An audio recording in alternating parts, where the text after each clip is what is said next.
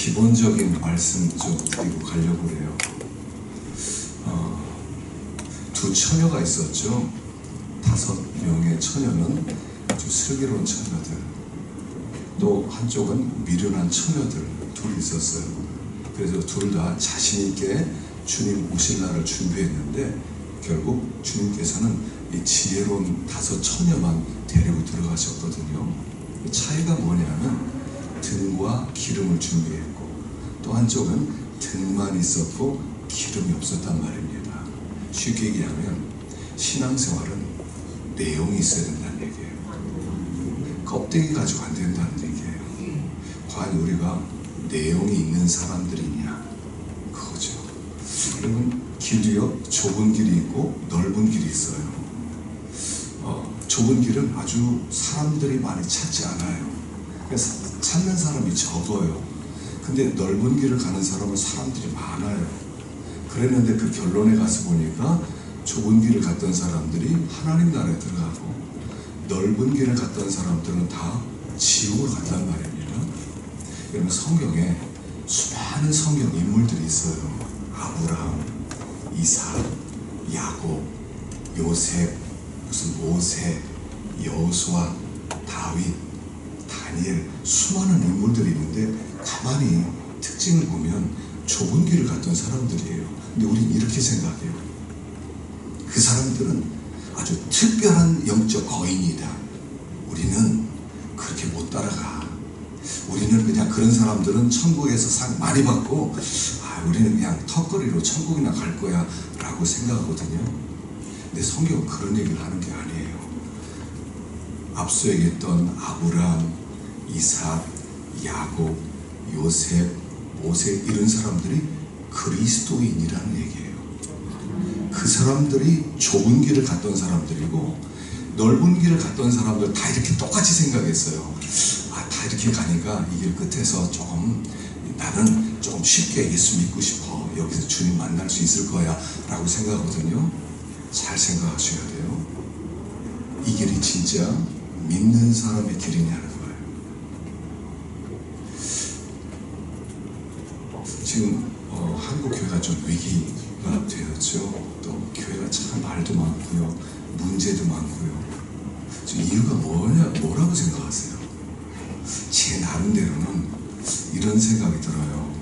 가짜가 많아요. 교회는 나오는데 회심을 안 했어요. 제가요, 이제 어떻게 회심을 했냐면 저희 아버님이 목사님이셔요. 저는 그래서 어릴 때부터 유아 세례 받았고요. 그리고 아버님 교회에서 굉장히 열심히 신앙생활을 했어요. 우리 아버님은 또 굉장히 아주 굉장히 보수적인 재건파 교회 출신의 목사님으로서 막 철저했던 말이세요. 신사참배 안 하고 목숨 걸고 이렇게 신앙생활하는 그런 교회에서 저도 열심히 성경 암송하고 산기도 쫓아다니고 그리고 2시간 기도하는 건 보통이고 막 철저하게 성경 한 100번 이상 읽고 그렇게 신앙생활을 했어요. 근데 회심을 제가 못했어요. 하나님께서 저를 3가지 단계로 만나주셨어요. 첫째는 제일 처음에 중학교 2학년 때 저를 만나주셨어요. 제가 한 번은 밤에 잠을 잤는데 꿈을 꿨는데 무슨 꿈을 꿨냐면 우리 그 전쟁이 일어났는데 그래서 전쟁이 일어나서 예수 믿는 사람을 막 다 잡아 죽인다는 거예요. 그래서 제가 붙들렸어요. 공산당에게. 그리고 막 끌려가는데 내가 울면서 끌려갔거든요. 근데 우리 교회 집사님 한 분이 오시더니 어린애가 무슨 죄가 있냐. 내가 대신 죽을 테니까 이게 놔줘라. 제가 잊을 수도 없어요. 꿈속인데 그 강광수 집사님이라는 분인데 그분이 나를 위해서 죽겠다는 거예요. 그리고 나를 이렇게 가라고 그러는 거예요. 그래서 제가 울면서 가다가 그냥 갈 수 없잖아요. 그래서 담 뒤에서 이렇게 어떻게 되나 보니까 그분이 울면서 사형장으로 끌려가는 거예요. 그리고 총소리가 나면서 그분이 찬송을 부르고 세상을 떠나는데 그때 부른 찬송이 뭐였냐면 내 주를 가까이 하게 함은 꿈속에 있었는데도 잊혀지지가 않아요. 그리고 그분이 푹 쓰러져 죽는 걸 제가 봤어요. 꿈속에서 너무 마음이 아파서 밤새도록 울었어요. 아침에 일어나 보니까 벽에가 다 젖어 있더라고요. 그때 제가 첫 번째 주님을 만난 것 같아요. 근데 그리고도 까맣게 잊어버렸어요. 그리고 대학교를 들어갔는데, 대학교 들어갔을 때 5.18이 일어났어요. 그 5.18이 일어나서 그때 아주 굉장히 혼란스러웠을 때, 제 인생도 너무 혼란스러웠어요. 그래서 하나님이 진짜 계신가, 하나님 좀 만나고 싶다, 이런 마음이 대학교 1학년 때 들었어요. 그래서 아버님 서재에 가서 우리 아버님이 보는 이 철학 전집이 있었거든요. 20권짜리. 그걸 옆에다 쌓아놨어요. 그리고 거기에 뭐 임마누엘 칸트, 스피노자, 무슨 노자의 도덕경 이런 거 쌓아놓고요. 이해도 안 되는데 읽기 시작했어요. 하나님 좀 찾고 싶어서. 근데 성경을 보니까 성경이 너무 재미가 없는 거예요. 뭐 성경은 뭐 중요한 교훈도 없는 것 같고, 어릴 때부터 암송하고 다 읽고 그랬는데 너무 시시하게 느껴지는 거예요. 근데 철학책에는 뭐가 있는 것 같았어요. 자라투스트라는 이렇게 말했다, 이러니까 뭐가 딱 있는 것 같잖아요. 막 읽는데 모르겠어요. 근데 제가 대학교 1학년 때 성경학교를 다녔거든요. 그날 석가탄일이 있었어요. 잊을 수 없는데 1980년 석가탄일 소풍을 갔는데, 유성 근처에는 어디 임업 시험장이라고 있었는데 거기서 소풍을 가고 이렇게 돌아오는데, 그냥 그때는 차도 없으니까 길 대로변으로 막 친구들하고 걸어가는데 누가 뒤에서 차 막 그러는 거예요. 그래서 차가하고 나가서 건너편으로 뛰어갔거든요. 그런데 뛰어가지 못해서 차가 저를 치렀어요. 굉장히 세게 쳤는데 그 차는 저를 치고 가로수를 들이받고 앞에 있는 부분이 완전히 다 막 파괴될 만큼. 그런데 희한하게 일어나 보니까 아픈 데가 없는 거예요. 근데 찰과상 조금 있었고요. 살아났어요. 그날이 수요일 날이었는데, 그날 교회 가서 딱 예배를 드리는데, 그때 마침 찬송을 갈보리 산 위에 십자가 썼어요. 이 찬송을 부르는데 그냥 눈물이 막 쏟아지는 거예요. 그리고 하나님 이렇게 저에게 감동을 주시는 것 같아요. 얘야, 넌 책에서 나 찾으려고 그랬냐? 나는 살아있는 하나님이야. 그렇게 두 번째로 만났어요. 근데도 제가 정신을 못 차렸어요.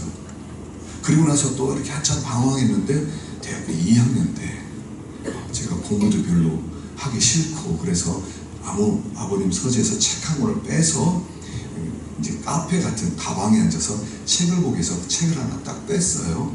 그 책 제목이 뭐냐면 안희숙 사모님이 쓴 죽으면 죽으리라는 책이었어요. 아마 아시는 분이 있을 거예요. 이제까지 제가 읽었던 수많은 책 중에서 간증집에서는 최고예요. 지금 여러분들이 죽으면 죽으리라 책을 한번 보실 수 있으면 좋겠어요. 그걸 읽어가는데 안희숙 사모님이, 그분이 신사참배를 안 하기 위해서 난 언제가 감옥에 들어갈 거다 준비하는 거예요. 그래서 금식 준비도 하고요, 3일 금식, 일주일 금식, 열흘 금식기도 하고요. 감옥이 추우니까 추운 데서 견디는 훈련을 위해서 마룻바닥에서 잠자는 훈련도 하고요. 그러면서 거기서 성경을 구약 100장, 신약 100장을 암송을 해요. 감옥 들어가 준비하느라고. 그리고 그가 그렇게 준비되었을 때 신사참배 안 한다고 잡혀서 감옥 들어가서 멋진 고문을 받아요. 이분이 얼마나 고문을 많이 받았는지 나중에는 아이를 낳지 못하게 돼요. 한 번도 목욕탕을 간 적이 없었대요. 왜냐면 몸에 너무 상처가 있으니까. 그리고 나서 그가 감옥에 들어갔는데 거기서 금식하고 아침에 성경 100장 암송하고, 그리고 나서 그 감옥에 들어가서 그 죄수들을 사랑하고, 그런데 소문이 나는 거예요. 이 한 사람 때문에 평양 형무소가 소문이 나서 평양 형무소가 바뀌는 거예요. 거기에 사람들이 소문 나서 거기 평양 형무소에 안희숙이라는 사람 들어왔는데 천사가 들어왔다고. 그래서 그 사람을 그렇게 보고 싶어서 사람들이 막 어떤 일본인 간수 부인은 그 사람 얼굴 보기 위해서 공무원 시험 봐서 일부러 형무소에 들어가서 아침마다 인사를 하고 하는 사람도 생기고, 그리고 거기 죄수들이 변화되는 역사가 생기고, 그리고 이 평양 형무소가 소문이 나가지고 한 사람 때문에 바뀌는 거예요. 제가 그걸 읽고 진짜 회심을 했어요. 아, 이게 그리스도인이구나. 그리고 그 이후로 제가 가는 길 바뀌지 않았어요. 그 이후로 하나님의 사랑을 깨닫고 하나님을 만났어요. 여러분, 묻고 싶습니다. 여러분, 주님을 만나셨어요? 지금 한국 기독교의 약점 중에 하나는 뭐냐면 신앙을 이론화시킨 거예요. 예수 믿으면 구원받아요. 예수 믿으면 천국 갑니다. 예수 믿으세요. 아, 그래요? 믿겠습니다. 아, 됐어요. 당신 천국 갔어요. 이렇게 천국 가는 게 아니거든요. 그건 회심이 아니에요. 회심은 체험이에요. 주님을 만나는 거, 여러분, 여자가 임신하면 몰라요? 몰라요? 9개월 지났는데 임신한지 몰라요? 예수가 내 안에 들어왔는데 몰라요? 왜 몰라요? 안 들어왔으니까 그러죠. 예수가 들어와야 되거든요. 그래서 예수를 만난다는 것은 뭐냐면 세 가지 과정이 있어야 돼요. 하나는 뭐냐면 노티티어라고 그래요. 지식이에요. 지식이 있어야 돼요. 예수님이 누군지, 내가 누군지, 이 세상이 지금 어떤 상태인지 알아야 돼요. 두 번째는 그 예수님이 나를 위해 십자가에 죽었다 하는 걸 알게 될 때, 두 번째는 아센소스의 단계가 있어요. 아니, 진짜? 나를 위해 그가 죽었어? 아, 진짜야? 누군가 나를 위해 죽었다면 이 감정으로 와야 하잖아요. 누군가 나 살리기 위해서 죽었다고 그러는데, 내가 수영하다가 막 죽을 뻔해서 어떤 사람이 나를 살려주고 그 사람이 빠져나오지 못하고 죽었는데, 아이고 뭐 할 수 없지 뭐 그냥 가요? 잊을 수 없죠. 마음 가운데 이게 있어야 되거든요. 나를 위해 죽었어. 세 번째는 그분이 나를 위해 죽었다면 이제 내 인생은 그의 것이다. 내가 이제부터 그를 위해 살 것이다. 이 세 가지가 합쳐진 것을 믿음이라고 하는 거예요. 믿음은 내가 믿는 게 아니에요. 켈빈이 한 유명한 얘기가 있어요. 유한은 무한을 담을 수 없다. 우리는 인간 유한이에요. 유한. 머리가 좋아봤자 얼마나 좋아요. 근데 무한 하나는 내 안에 내가 담을 수 없어요. 받아들일 수 없단 말이에요. 나는 믿을 수 없어요. 그분이 너무나 크기 때문에. 그런데 내가 예수 믿었다? 그분이 믿도록 만들어 주셨다 하는 거예요. 이 이야기를 하는 게 아브라함이 이삭 낳은 이야기예요. 아브라함은 100살에 이삭을 낳았어요. 사라 90세에 이삭을 낳았어요. 근데 이삭을 낳을 가능성이 0%예요.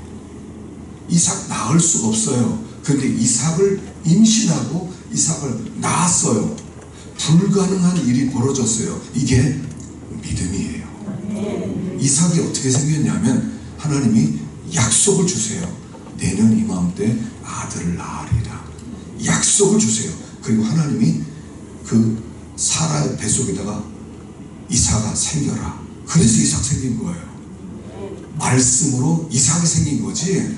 그 이삭이 아브라함과 사라가 결혼하고 동침해서 그리고 아이를 낳은 게 아니라 전혀 낳을 수 없는데 하나님이 이삭 생겨라. 그래서 이삭 생긴 것처럼 우리의 믿음, 하나님을 믿을 수 없는데 하나님 너 믿음 받아.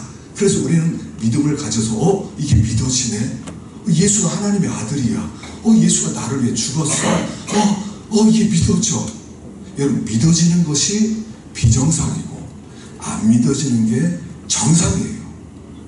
나 못 믿겠어. 정직하신 거예요. 그런데 믿어지는 것은 내가 믿는 게 아니라는 거예요. 하나님이 믿게 해 주시는 거예요. 그래서 하나님이 믿게 해 주신 사람이 구원을 받는 거예요. 근데 하나님이 어떤 사람에게 이 구원을, 이 믿음을 선물로 주느냐는 거예요. 누구에게 줘요? 그냥 가만히 있는데 어떤 사람이 예수 믿어, 그렇게 주는 게 아니에요. 자기 자신에 대해서 절망을 해야 돼요. 구원을 받으려면 자기 자신에 대해서 절망을 한번 해봐야 돼요. 여러분 예수 믿을 때 절망해 보셨나요? 나 이렇게 해서 한번 지옥 가겠는걸? 나 큰일 났다. 나 큰일 났어. 어떡하지? 나 지옥 갈 것 같아. 그 절망과 함께 오는 게 구원이에요. 근데 우리 절망하지 않고 구원을 받아요. 절망하지 않고는 구원은 진짜 구원이라고 할 수 없어요. 우리라고 하는 나라는 존재, 여러분 나를 하나님 앞에 딱 세워놨을 때 내가 어떤 존재냐 하면 하나님 앞에 섰을 때 나는 진짜 죄가 많다. 이걸 한번 느껴봐야 돼요. 화성에서 살인한 사람이 이렇게 알려졌지요. 얘기 들어보니까 대단하게 사람을 14명인가 이렇게 죽였어요. 우리가 볼 때 어떻게 해요? 화가 나잖아요. 이런 사람이. 근데요, 우리는 그보다 더 악해요. 이걸 알아야 구원받아요. 우리는 우리를 정직하게 하나님 앞에 세우지를 않아요. 난 괜찮은 존재야. 어디가 이웃에게 해를 끼친 것도 없고 나쁜 짓 한 것도 없어. 내가 특별히 죄직이 뭐 있어? 말해봐. 내가 다른 사람처럼 이렇게 사기를 쳐가지고 내 감옥, 난 그런 적이 없어. 그냥 나는 정직하게 살았을 뿐이야. 난 열심히 살았지. 이 사람은 구원 못 받은 사람이에요. 구원 못 받을 사람이에요. 그래서 하나님께서 구원을 주시기 전에 우리를 하나님 앞에 세우세요. 마치 베드로처럼. 베드로가 어느 날 고기를 잡으러 갔다가 한 마리도 못 잡고 그물을 씻고 있는데 예수님 오더니 저 깊은 데 가서 그물을 한번 내려봐라. 그랬을 때 베드로가 뭐라고 그러냐면, 성경에는 아주 멋있게 나왔거든요. 밤이 맞도록 수고한 것이 없지만 선생님께서 말씀하시니 한 번 더 그물을 내리리라. 멋있게 얘기하거든요. 근데 원문은 그런 뜻이 아니에요. 짜증나네. 진짜 내가 피곤해 죽겠는데 선생님이니까 내가 한번 해보겠습니다. 이렇게 나갔어요. 선생님이니까 내가 한번 그 말을 내가 그냥 씹을 수 없어서 아직 한번 내려드리죠. 이런 뜻으로 갔다고요. 그래서 내렸더니 그물이 찢어질 만큼 잡힌 거예요. 그래서 친구들에게 오라고 그래서 이 고기 좀 같이 잡아가자 그래서 배 2대가 와서 그걸 실었는데 두 배가 거의 그냥 잠길 만큼 되잖아요. 그래가지고 돌아와서 하는 소리가, 주님, 저 죄인이에요. 떠나세요. 요게 베드로가 주님을 만나는 순간이에요. 하나님 앞에 서보면 우리가 촛불을 들고 있을 때 이것도 밝다 하다가 태양 앞에 서보면 촛불은 빛도 아니에요. 그 하나님의 영광 앞에 섰을 때 우리는 눈이 멀어버리는 거예요. 우리는 빛 앞에 서본 적이 없어요. 여러분 태양빛이죠. 낮 12시에 비치는 밝은 태양빛, 이 속에도 어둠이 있어요. 어둠 때문에 우리는 사람을 알아볼 수 있어요. 왜냐하면 완벽한 빛이 비춰지면 우리는 눈이 멀어버려요. 그래서 바울이 다메섹 도상에서 낮 정오에, 낮 가장 밝을 때 주님의 빛을 보고 눈이 멀어버린 거예요. 완전한 빛. 우린 빛 앞에 서본 적이 없어요. 우리의 심장을 꿰뚫어 보시고 우리의 마음 동기를 꿰뚫어 보시는 그 하나님 앞에 서본 적이 없으니까 난 죄가 없다고 그래요. 죄 없는 사람에게 무슨 구원이 필요해요. 죄 없는데 왜 예수님이 나를 위해서 왜 죽어요? 우리가 죄 조금 있습니다. 저 조금 죄는 있죠. 이렇게 못된 짓도 하고 부모님 속도 좀 속이고 거짓말도 좀 치고 그런 정도로 예수님 죽어야 돼요? 그런 정도면 그냥 감옥에 들어가서 이렇게 좀 있다가 나오면 되지. 왜 예수님이 그렇게 처절하게 죽어요? 그 뜻은 네 죄가 하나님 앞에 이렇게 죽어야 돼. 너 죽어야 되는 거야. 넌 너무나 죄가 많아. 넌 너무 사악해. 넌 지옥 밑바닥에 너 들어가야 될 존재야. 근데 너 때문에 내가 죽은 거야. 이게 십자가예요. 십자가를 그렇게 받아보셨어요? 그렇지 않다면 대부분 종교인으로 살아가요. 여러분, 마음밭 비유가 나오잖아요. 4가지 마음밭이 있어요. 길가밭, 그 다음에 돌짝밭, 그 다음에 가시덤불밭, 그 다음에 좋은 나무, 좋은 땅. 자, 그런데 길가밭에 씨가 떨어졌는데 새들이 와서 먹어서 전혀 뿌리도 못 내렸어요.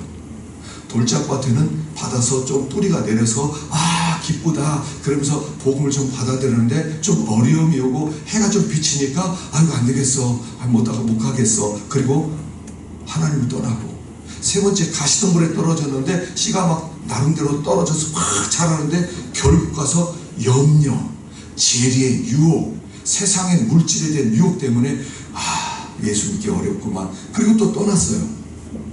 그리고 마지막에 좋은 땅에 떨어졌을 때 30배, 60배, 100배 결실 맺어요. 무슨 얘기예요? 복음을 받아들여도 구원받는 사람은 4사람이 하나라는 거예요. 여러분, 예수를 믿는 사람 중에 요즘 가난한 교인이 있다고 그러죠.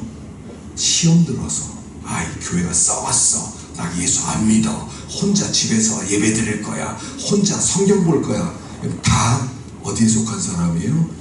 길가밭 아니면 돌짝밭 아니면 가시덤불밭이에요. 물론 교회는 문제가 많아요. 병든 사람이 모였으니까. 그렇다고 해서 내가 이 썩은 거 보기 싫어서 간다? 그 사람은 원래 회심하지 않아서 안 나오는 얘기예요. 저는 그렇게 생각해요. 4분의 1이라는 얘기예요. 그런데 좋은 밭에 떨어졌다 그럴 때는 거기에 뭐라 그러냐면 그 사람이 말씀을 듣고 깨달아, 이렇게 나와요. 깨달아. 이 깨닫는 단어가 마태복음에 계속 반복돼요. 깨달아. 이걸 깨달았느냐, 너희가 아직도 깨닫지 못했느냐, 말씀을 깨달아라. 깨달으라는 얘기를 계속 반복해요. 깨닫는다는 얘기는 뭐냐면 각성이 일어난다는 거예요. 말씀을 들었을 때 그냥 네네 하고 그렇게 살아볼게요 하는 게 아니라 각성이 일어나는 거예요. 와, 나 이렇게 못 사는데 큰일 났다.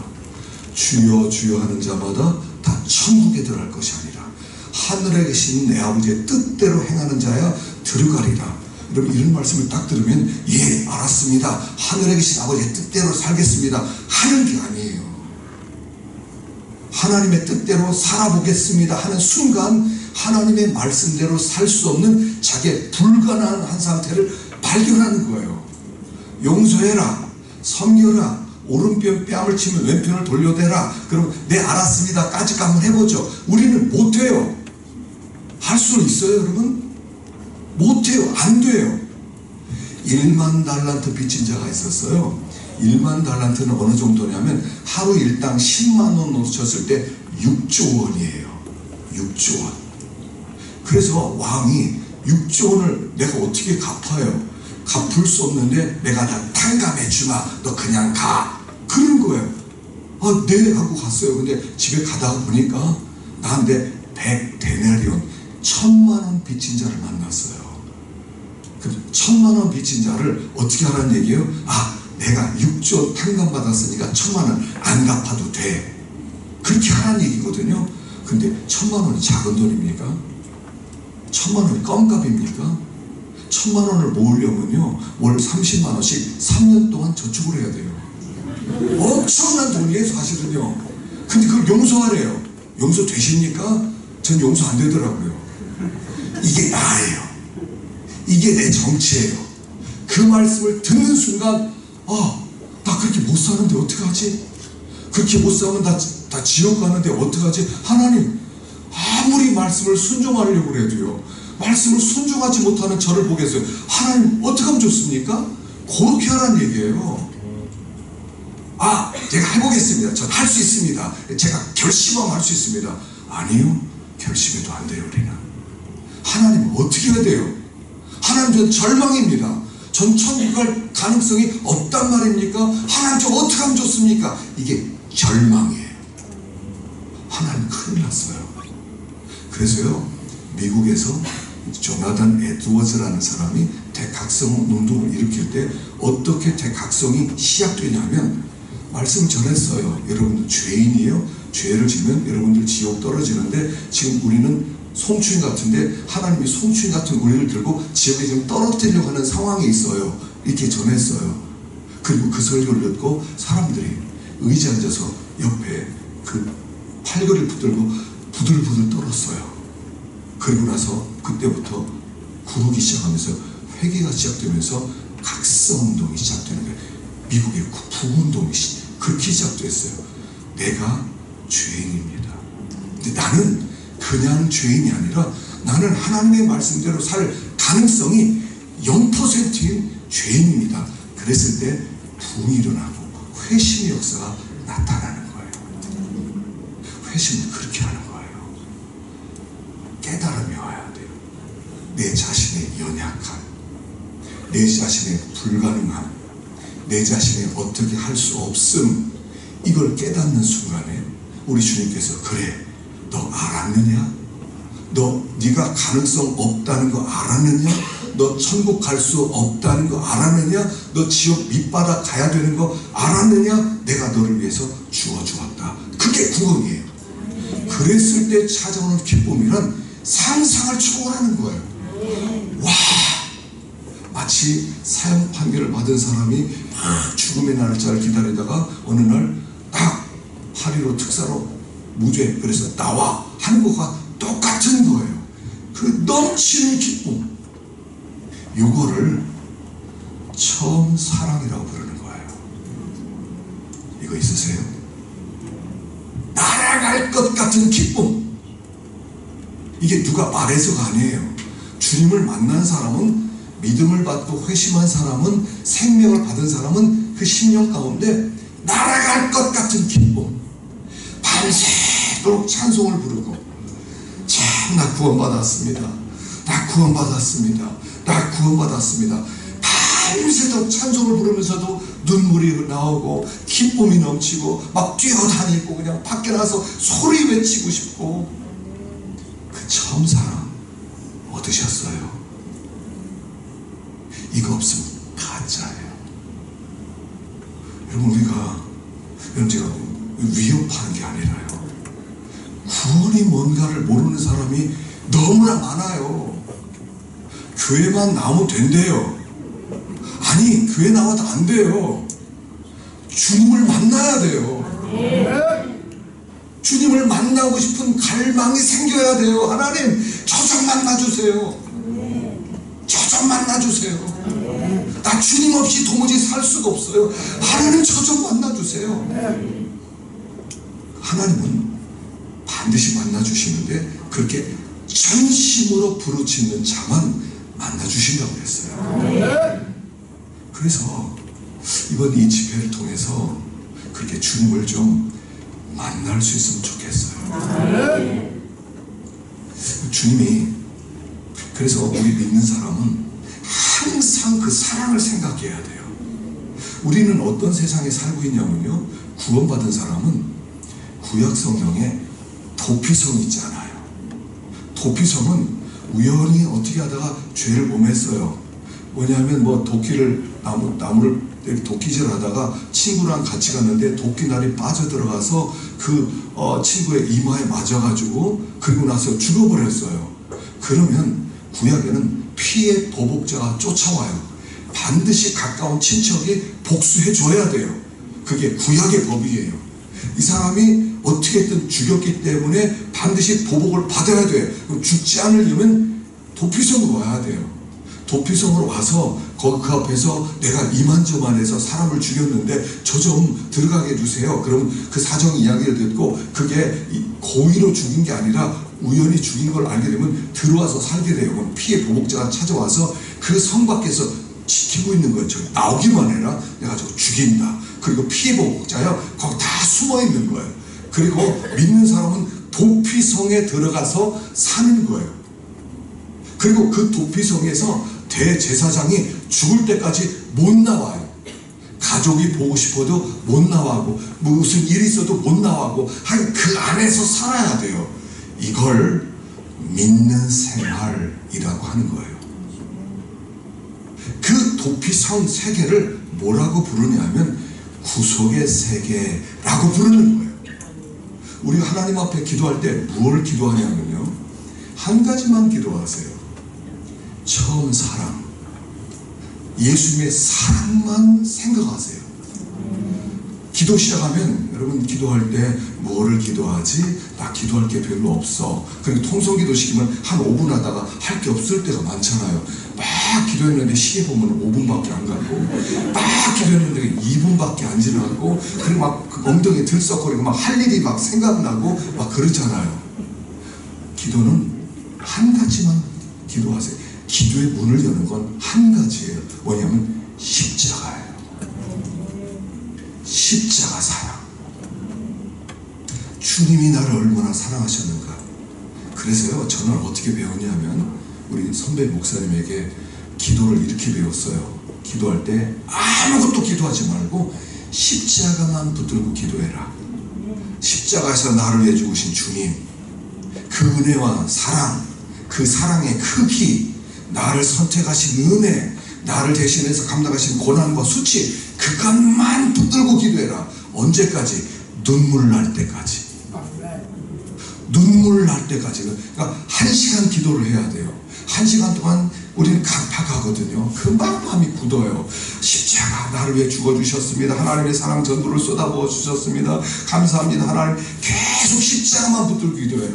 그래서 1시간쯤 되면 그때부터 감동이 되기 시작해요. 근데요, 나중에 강팍해지면요, 1시간 기도해도 눈물이 안 나와요. 그럴 때는요, 비상이 걸리는 거예요. 그러면 작정기도에 들어가라고 그랬어요. 작정기도 들어가. 저녁마다 작정기도 하는데 십자가를 가지고 작정기도, 하나님 십자가를 생각하는데 눈물이 말랐습니다. 하나님 나 어떻게 하면 좋습니까? 하나님 그 사랑 다시 좀 깨닫게 해주세요. 그 사랑 좀 깨닫게 해주세요. 그리고 기도를 해요. 1시간 기도했는데도 눈물이 안 나요. 그럼 그 다음날 또 와요. 또 십자가를 생각, 하나님이 십자가에서 나를 위해 죽어주시는 애 감사합니다. 주님께서 나를 대신해서 수치와 고난을 당하셨습니다. 이 지옥에 들어갈 나를 하나님 나라를 보내셨습니다. 하늘 영광 보좌를 보내시고 이 땅에 내려오셨습니다. 기도를 또 3일째예요. 그래도 눈물이 안 나요. 그럼 4일 기도하고 5일 기도하고 눈물 날 때까지 기도하는 거예요. 그러면 한 일주일 지나고 한 2주일 지나면요, 감동이 되기 시작해요. 저도 목사지만 감동이 사라지거든요. 목사가 항상 감동하면서 막 눈물을 흘리면서 십자가 그런 막 눈물을 막 철철 흘리면 얼마나 좋겠어요. 근데 그게 안 돼요. 그러면 작정기도 들어가는 거예요. 눈물 날 때까지. 한 번은 몇 해 전에는 또 그렇게 기도했어요. 그럼 십자가 감격이 없어요. 또 저녁에 작정기도 들어갔어요. 기도하고 또 기도해도 회복이 안 되는 거예요. 이게 회복이 안 되지. 이게 회복이 안 되지. 그리고 한 2주 정도 지났는데 그냥 그날도 저녁 먹고 기도하러 가야지. 기도해서 딱 앉는 순간 막 감동이 되는 거예요. 성령이 다시 새로워지는 거예요. 눈물이 막 쏟아지는 거예요. 회복이 됐구나. 그런데 이게 왜 그렇게 중요하냐면 우리 신앙생활은 이 세상에서 내가 너희를 보냄이 양을 이리 가운데 보낸 것 같도다. 우리를 이리 속으로 보내는 거예요. 우리 세상은요, 이리 때들이 득실거리는 겁니다. 여러분 직장 들어가 보세요. 살벌합니다. 경쟁이 심합니다. 너 죽어야 내가 산다. 이런 눈치들이 얼마나 많은지 몰라요. 어떻게든 잡아먹으려고 그래요. 근데 우리는 거기서 예수 믿는 사람으로서 믿음으로 살고 사랑하며 살고 희생하며 살며 섬기고 살아야 되잖아요. 이게 어떻게 안 되잖아요. 그래서 이 구속의 세계에서 사는 사람들, 십자가의 처음 사랑에 감격하며 살 때 그게 우리의 힘이 되고 능력이 되는 거예요. 그래서 항상 이렇게 하셨어요. 내가 너희를 사랑한 것 같이 너희도 서로 사랑하라. 아버지의 사랑을 내가 먼저 체험하고 그 사랑을 받아야 그 힘으로 다른 사람도 사랑할 수가 있어요. 그 도피성의 세계, 구속의 세계, 십자가 사랑의 세계, 그 세계 속에 사는 사람만 세상을 이기고 세상에 영향력을 끼치고 살아갈 수가 있다 하는 얘기예요. 우리 세상 못 이깁니다. 세상 못 이겨요. 적당히 그냥 이렇게 대충 해서 어떻게 세상을 이깁니까? 정말 하나님의 능력을 공부해 주셔서 진짜로 하나님이 우리와 함께 하셔서 하나님 우리를 감동시키시고 우리와 함께 하지 않는 한 우리는 세상을 못 이겨요. 그 십자가 세계 사랑 속으로 들어가야 돼요. 그리고 그때 사랑이 깨달아지면, 그 사랑이 우리 심령 가운데 불이 타오르기 시작하면 그때부터 그 사랑이 마치 그 원자로가 되는 거예요. 여러분 아이언맨이라는 영화가 있거든요. 우리 젊은 사람들은 보았을 거예요. 이 아이언맨은 뭐가 있냐면 이 가운데 이 사람이 그 원자로가 있어요. 그러니까 이 원자로가 원래 굉장히 큰 건데 그 영화로 그렇게 만들어놨는데 그 엄청난 원자로를 아주 조그맣게 만들어놨는데 그 원자로 하나만 있으면 요 수원시는 1년 동안 전기가 없어도 돼요. 그런 엄청난 파워를 갖고 있는 거예요. 그래서 이 아이언맨이 이 원자로를 딱 끼기만 하면 그때부터는 뭐 날아다니기도 하고 뭐 사람을 때리기도 하고 뭐 부수기도 하고요. 다 할 수가 있는 거예요. 성도들의 그 원자로가 뭐냐면 십자가예요. 하나님은 우리에게 이 세상을 그냥 보낸 게 아니라 하나님의 십자가의 사랑을 우리에게 깨닫게 해주시고 그 사랑의 감격에서 세상 나가게 될 때 우리가 이기지 못할 원수가 없고 이기지 못할 문제가 없도록 만들었다는 거예요.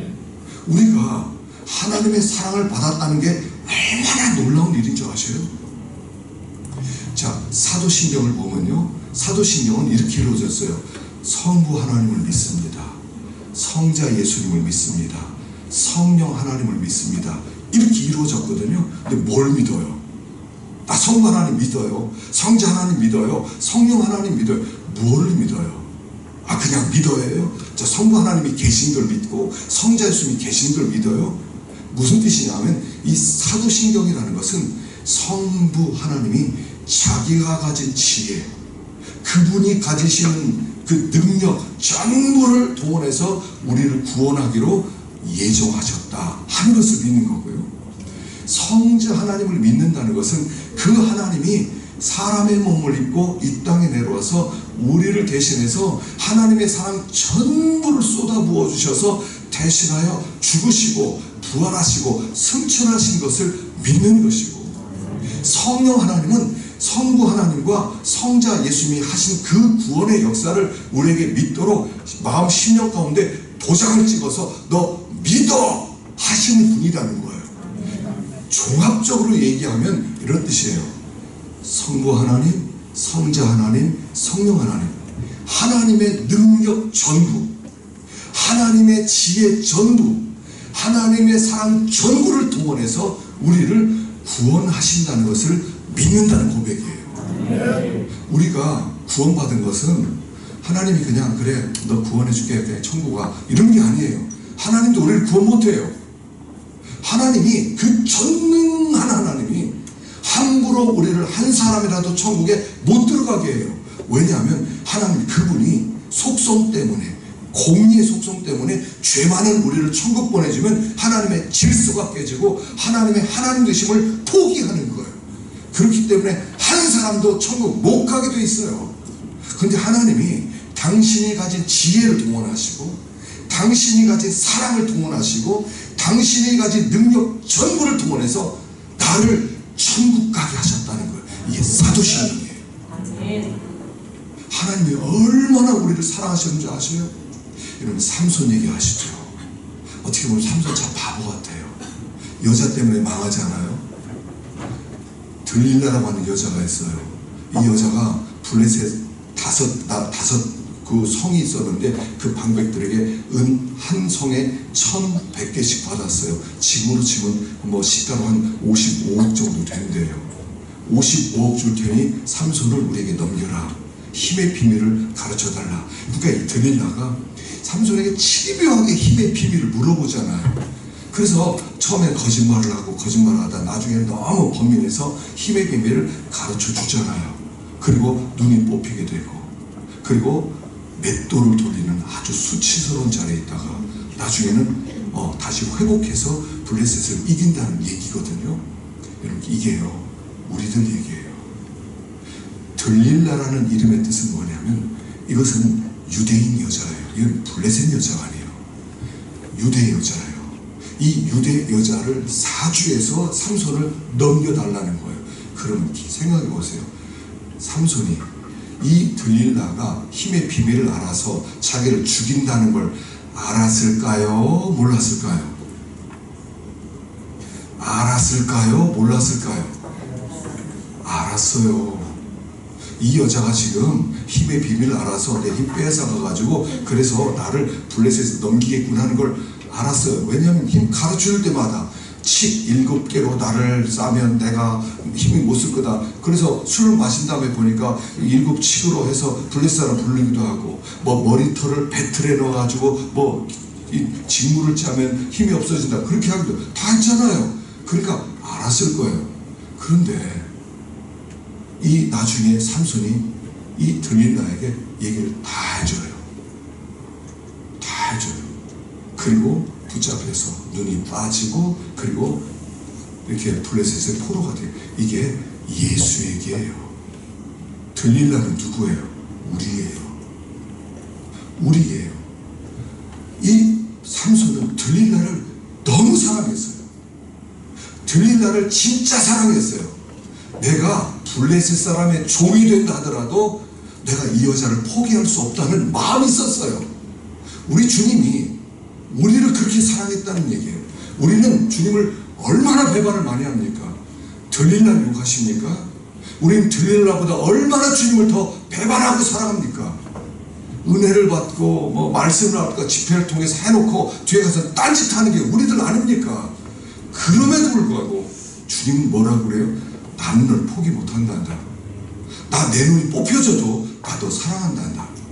내가 블레셋에 포로가 된다 하더라도 난 너를 너무 사랑한단다. 그래서 그분이 우리를 살리기 위해서 이 들릴라를 사랑해서 넘겨지는 거예요. 그리고 그 넘겨져서 마침내 부활해서 블레셋을 이긴다는 얘기예요. 그게 우리 이야기라고요.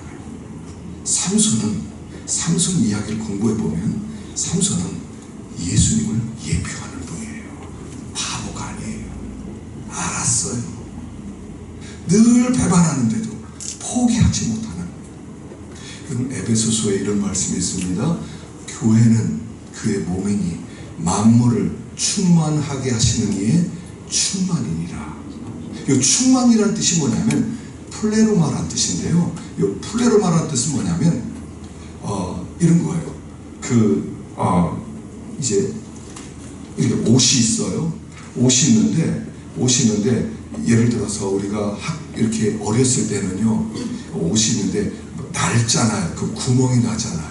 그럼 구멍이 있으면 지금은 옷 버리지만 그때는요 헝겊으로 여기다 갖다 대요. 꿰매서 덕지덕지 이제 헝겊 껴있는 그런 옷들 있잖아요. 뭐 무릎 같은데 이런 팔굽 같은 데는 그때는 갖다 대는 헝겊이 있어요. 그 헝겊을 플레로마라고 하는 거예요. 다시 말하면 우리 주님의 마음에 구멍이 뻥 뚫려 있는데 그 뻥 뚫린 구멍을 채워줄 수 있는 유일한 사람들이 교회다, 성도다, 이런 뜻이에요. 무슨 말이냐면 나는 예수 없이는 못 살아요. 그리고 예수님도 나 없이는 못 살아요. 이런 뜻이에요. 그게 에베소서 1장 23절에 교회는 그의 몸이니 만물을 충만하게 하시는 이 예수님이죠. 예수님의 충만이니라. 예수님을 채워주는 분이니라. 이런 뜻이에요. 그러니까 우리가 예수님 없이 못 삽니다. 우리가 고백을 그렇게 해요. 그런데 사실 우리가 어떤 때는 가짜로 고백할 때도 많아요. 그러나 주님은 너는 나를 그렇게 생각하지 나도 너 없이 못 산단다. 나 너 없이 못 산단다. 라고 우리에게 가르쳐주는 거예요. 나 너 없이 못 살아. 진짜야. 그 주님이 탄식하면서 하나님 앞에 다 기도해 주는 거예요. 그 기도 덕분에 오늘 우리가 여기 있어요. 내 기도의 힘으로 여기 있다고 생각하세요? 내 열심으로 여기 있다고 생각하세요? 나를 그렇게 사랑하시는 주님이 성령의 기도와 예수 그리스도의 말할 수 없는 단식 기도 때문에 하나님께서 우리를 봐주셔서 오늘 여기 있게 하셨다 하는 거예요. 이게 오늘 우리가 그 사랑을 받고 있다 하는 증거란 말입니다. 그래서 에베소서에는 이런 말씀이 있어요. 처음 사랑을 회복해라. 그렇지 않으면 내가 촛대를 옮기겠다. 촛대를 옮기겠다는 뜻은 뭐냐면 나도 버린다 이런 뜻이에요. 나도 버린다. 가장 성도에게 중요한 것이 뭐냐면 교회 7교회 주신 말씀 중에 첫 번째가 처음 사랑을 회복하는 말씀이었거든요. 교회 가장 중요한 것은 뭐냐면 교회 안에는 사랑이 있어야 된다는 거예요. 십자가 사랑에 감동한 성도들, 이건 속일 수가 없어요. 사랑은 속일 수가 없어요. 그리고 그 사랑에 감동한 사람들이 모인 그 교회가 진짜 교회고, 그런 사람들이 가득 찰 때 이 교회는 하나님의 영광으로 충만해지고 초대교회 같은 역사가 나타나서 표적과 기사와 이적이 나타나는 거예요. 그럼 말이 없어져요. 교회가 말이 많은 이유는 뭐냐면 이 처음 사랑이 없어요. 이 처음 사랑은 마치 뭐하고 똑같으냐면요, 벨러스트 같아요. 벨러스트. 큰 배들이 컨테이너 박스 막 2만 개씩 싣고서는 이제 뭐 가지 않습니까? 그러면 이 컨테이너 박스를 실으면 배가요 쫙 가라앉아요. 한 6m 정도 가라앉는데요. 그 배가 이렇게 찰랑찰랑해서 갈 때 제일 안전하대요. 그때는 파도가 치더라도요 그렇게 많이 출렁거리지 않아요. 근데 짐을 다 부려놓고 그리고 돌아올 때는 배가 6m 확 떠버려요. 제일 위험한 상태라는 거예요. 그때 파도가 붙으면 이게 보통 이게 출렁거리지 않고요 나중에 뒤집히기도 한다는 거예요. 그래서 벨러스트를 실어요. 벨러스트가 뭐냐면 짐을 다 버리고 또는 유조선에 기름을 다 내려놓고 그 다음에 바닷물을, 앞문을 열고 바닷물을 쫙 받아들이는 거예요. 그래서 다시 6m 아래 잠기도록 만들어요. 그걸 벨러스트라고 그래요. 근데 이 성도의 믿음은, 이 처음 사랑은 벨러스트예요. 이게 있는 사람은 마음 가운데 벨러스트의 믿음이 있기 때문에 모든 환경에서 무조건 감사해요. 그리고 말이 없어져요. 믿음이 있는 사람은 말이 없어져요. 근데 믿음이 없고 이 처음 사랑이 있으면 말이 많아져요. 교회가 말이 많은 건 그 사랑에 대한 감격이 식었다는 얘기고, 그 사랑으로 가득 차 있을 때는 말이 없어져요. 여러분, 깊은 물은 소리 없이 흘러요. 여러분, 저 바다도요 가만히 있는 것 같지만 해류가 있어요. 그 깊은 바다 속에 강물이 흘러요. 그래서 강물이 흐르는데 이 앞표면과 전혀 다른 강물이 서서히 흘러가는데 소리가 없고요, 냇물은 깊지도 않은데 소리가 많이 나는 거예요. 그 신자 속에 이 처음 사랑이 다 우리 속에 있어야 돼요. 밸런스처럼. 그래서 하나님이 우리에게 주신 그 사랑으로 충만해질 때 할 수 있는 일이 제일 처음에 나온 게 뭐냐면 비로소 자기 사랑에서 벗어날 수 있어요. 인간은 자기를 너무 좋아해요. 그리스 신화 중에 나르시스라는 사람이 있었죠. 아시죠? 그리고 우리는 나르시시즘이에요. 나르시스는 뭐냐면 아주 굉장히 아름답게 생긴 청년이 하나 있었어요. 모든 요정들이 이 청년을 너무 좋아해요. 근데 이 나르시스는 어떤 처녀를 보더라도 마음에 안 드는 거예요. 그러다 우연히 연못에서 물을 마시다가 연못 속에 비친 자기 얼굴을 보는 거죠. 그리고 반해버려요. 밤마다 그 곁에서 자기하고 얘기를 하는 거예요. 그리고 나중에는 너무 좋아서 그 사람을 끌어안으려고 들어가다 물속에서 죽어버렸다는 얘기죠. 그게 우리 이야기예요. 우리는 나는 나를 얼마나 좋아하냐면 지독하게 나를 좋아해요. 반할 만큼 좋아해요. 나는 내가 하는 말이면 무조건 좋아해요. 이게 죄악된 인간의 특징이에요. 이기주의예요. 다른 사람 보이지 않아요. 나밖에 안 보여요. 그런데 이 나밖에 안 보이는 나를 고칠 수 있는 것은 처음 사랑, 십자가밖에 없어요. 나보다 나를 더 사랑하시고 더 영광스러운 그분이 나를 붙들고 있다 하는 거예요. 그 사랑을 받았을 때만 내 정체, 추악함을 보게 되고, 그리고 나서 자기 사랑에서 벗어날 수가 있어요. 그리고 비로소 무엇을 할 수 있냐면 사랑을 할 수가 있어요. 사랑을 할 수가 있어요. 하나님의 계획이 뭐냐면, 하나님의 계획은 뭐냐면 물이 바다를 덮은 것처럼 하나님을 아는 지식이 온 땅에 충만해져서 우리들이 하나님을 알기 때문에 서로를 사랑하게 되는데, 얼만큼 사랑하기를 원하냐면, 처음 교회가 에덴 동산에 교회가 있었어요. 그때 교회는 아담이 있었고 하와가 있었어요. 아담과 하와는 교인이에요. 에덴 교회 교인이었어요. 우리는 자꾸 부부라고 생각하는데 그들은 교인이었어요. 근데 교인들이 서로를 향해서 뭐라고 고백해요? 당신은 내 뼈 중에 뼈고 살 중에 살입니다 라고 고백하는 거예요. 그건 아담이 하와에게만 한 고백이 아니라 하와도 아담에게 똑같이 고백하는 거예요. 당신은 내 뼈 중에 뼈요 살 중에 살입니다. 이게 무슨 뜻이냐면, 당신은 제2의 나입니다. 나랑 똑같은 존재입니다. 당신이 아프면 나도 아프고 당신이 기쁘면 나도 기쁩니다. 이런 뜻이에요. 여기가 하나님 나라예요. 그리고 하나님의 계획은 이 하나님 나라를 회복하는 거예요. 이 하나님 나라를 회복하려면 하나밖에 없어요. 그 십자가의 사랑이 내 안에서 약동해야 돼요. 그 십자가의 사랑으로 충만해질 때, 그때부터 다른 사람을 볼 때 눈이 달라지는 거예요. 여러분, 이 구원의 간격이 있을 때는요, 그냥 모든 사람이 좋아지는 거예요. 너무 사랑스러워져요. 그냥 누구든지 끌어안고 싶어요. 누구든지 뽀뽀해주고 싶어요. 그렇게 아름답게 보여져요. 그게 어디서부터 오냐면, 내가 처음 사랑에 대한 감격이 넘칠 때에, 그때 사람을 보는 눈이 달라지는 거예요. 이게 하나님의 계획이에요. 하나님이 지금 온 이 역사 가운데 지금 하시고자 하는 그 일이 뭐냐면, 내가 다른 사람을 나와 똑같은 존재로 봐주길 원하는 거예요. 그게 너희들이 서로 사랑하다, 내 몸처럼 서로 사랑이라는 명령이 성취가 될 때 하나님 나라가 이루어지는 거예요. 비로소 평화로워지고 기쁨이 넘치고 하나님의 뜻을 이루는 교회가 되는 거예요. 유명한 얘기가 있어요. 한 랍비가 있었습니다. 유대교 랍비가 있었습니다. 제자들이 많이 있었습니다. 어느 날 제자들에게 이렇게 물어봅니다.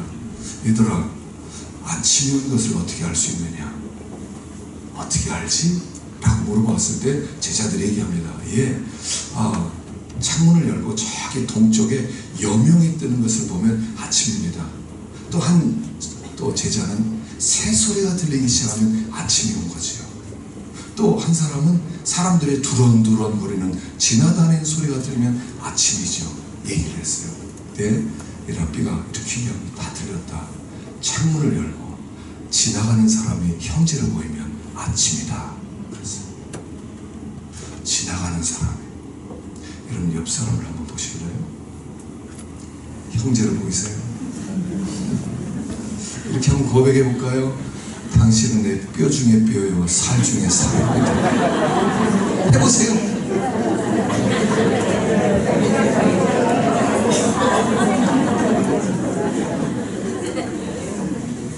에이, 거짓말. 그게 내 마음 중심에서 이 고백이 나올 때 이 교회는 하나님 나라예요. 이 고백이 나올 때 난 하나님의 아들이에요. 하나님 그 나라를 세우기 원하세요. 이 사랑을 회복하세요. 회복이 안 되면요, 작정하세요. 하나님 도와주세요. 십자가 잊어버리고 살았어요. 뭐가 중요해요? 이렇게 조금 살아보니까, 어르신들 많이 있는데 조금 살아보니까요, 별로 그렇게 중요한 게 없더라고요. 이제 이제 우리가 아버지 앞에 설 때가 돼가는데 이제 언제 어떻게 설지 몰라요. 저희 아버님은 59살 때 이렇게 뇌출혈이 오셨어요. 그래서 마비가 되셔서 이렇게 오랫동안 힘들어 하셨어요. 우리 할아버님이 69살 때 뇌출혈로 이렇게 3일 동안 의식불명에 있다가 세상 떠났어요. 올해 제가 69이에요.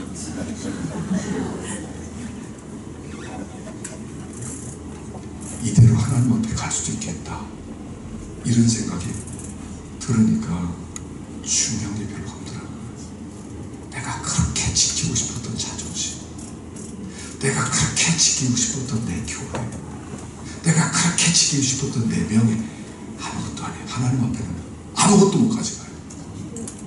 아무것도, nothing. 하나만 가지고 가요. 내가 주님 얼마나 사랑했는가, 내가 주님 얼마나 이거 가지고 가는 거예요. 우리는 이거 하다가 하나님 나라에 가는 겁니다.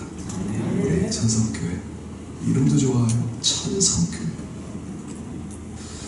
이런 천성을 향해 힘차게 다름질하는 그런 좋은 교회 될 수 있기를 간절히 축원합니다. 기도하겠습니다. 하나님 아버지, 무엇이 원데 우리를 이처럼 사랑하셨습니까?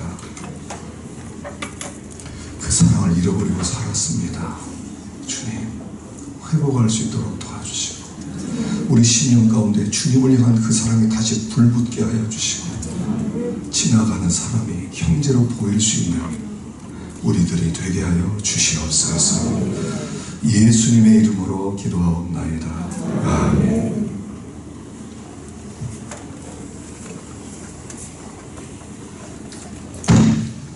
말씀에 큰 은혜 받으셨으면 좋겠습니다. 하나님 앞에 정직히 절망하시고 죄인 때문에 그 은혜 베푸신 주님의 사랑을 확인하시고 사랑 안에서 처음 사랑 회복하시기를 간절히 축원합니다. 오늘 귀한 집회 이후에는 함께 기도회로 나아갑니다. 기도하실 분들 주님 앞에 정직하게 나오셔서 주님 앞에 더 결단하는 귀한 기도의 자리가 되기를 간절히 축원합니다. 내일은 FIM 성교회 대표이신 유혜선 목사님 오셔서 귀한 말씀 증거해 주십니다. 일정을 변경해 가시면서 저희 교회 방문해 주시기를 하셨는데요. 오늘과 같이 많은 분들 참여해 주시고 큰 은혜를 누리시기를 바랍니다. 우리 이 시간 귀한 목사님 나오셔서 드리신 예물 위하여 축복 기도해 주신 뒤에 축도하심으로 귀한 예배를 마치겠습니다. 하나님 아버지, 주님께서 우리를 이렇게 사랑하셔서 그에 대한 반응으로 저희 적은 물질을 주님 앞에 드립니다. 주님, 연락하여 주시고 세상에서 심은 것을 하나님 나라에서 거두게 하시고 내가 심은 것은 내 자녀가 거두게 하시고 오늘 심은 것을 내일 거두게 하시는 은혜가 있게 하여 주시옵소서. 아버지, 마음이 없어서 드리지 못한 분들이 있습니까? 주님, 마음을 열어 주옵소서. 하나님께 드린 것이 얼마나 영광스러운 일인지 깨달을 수 있도록 도와주시고 아버지, 드리는 것은 심는 것임을 깨닫고 주님, 심고 거두는 은혜를 허락해 주시옵소서. 주 예수 그리스도의 은혜와 하나님 아버지의 극진하신 사랑하심과 성령님의 교통하심이 오늘 주 앞에 머리 숙인 심령들 위해 영원히 함께 하시기를 간절히 축원하옵나이다.